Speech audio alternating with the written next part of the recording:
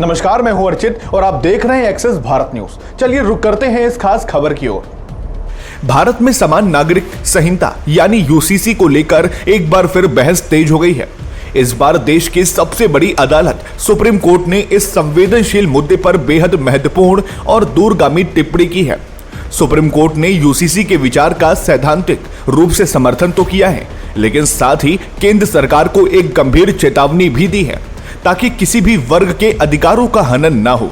Justice बीवी नागरत्ना और justice Sanjay Karol की पीठ ने एक मामले की सुनवाई के दौरान स्पष्ट रूप से कहा कि हम समान नागरिक संहिता यूसीसी के विचार के खिलाफ नहीं है, लेकिन इसे लागू करते समय इस बात का ध्यान रखना होगा कि मुस्लिम महिलाओं के लिए कोई कानूनी वैक्यूम यानी कानूनी शून्यता पैदा ना हो जाए। अदालत का मुख्य सरोकार यह है कि यदि पर्सनल लॉ को अचानक हटाकर यूसीसी लाया जाता है तो संक्रमण काल के दौरान महिलाओं के गुजारा भत्ता, विरासत और सुरक्षा से जुड़े अधिकारों का क्या होगा। कोर्ट ने जोर देकर कहा कि किसी भी नए कानून को लाने का उद्देश्य सुरक्षा देना होना चाहिए, न कि किसी मौजूदा सुरक्षा कवच को छीन लेना। कानून ऐसा हो जो सभी के लिए न्याय सुनिश्चित करे। सुप्रीम कोर्ट की इस टिप्पणी ने केंद्र सरकार के लिए एक स्पष्ट दिशा निर्देश तय कर दिया है।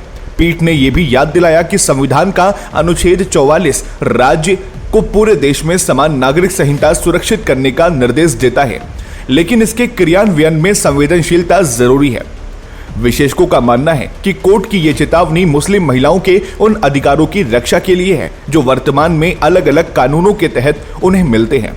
अब देखना यह होगा कि सरकार यूसीसी का ड्राफ्ट तैयार करते समय सुप्रीम कोर्ट के इन सुझावों को किस तरह शामिल करती है।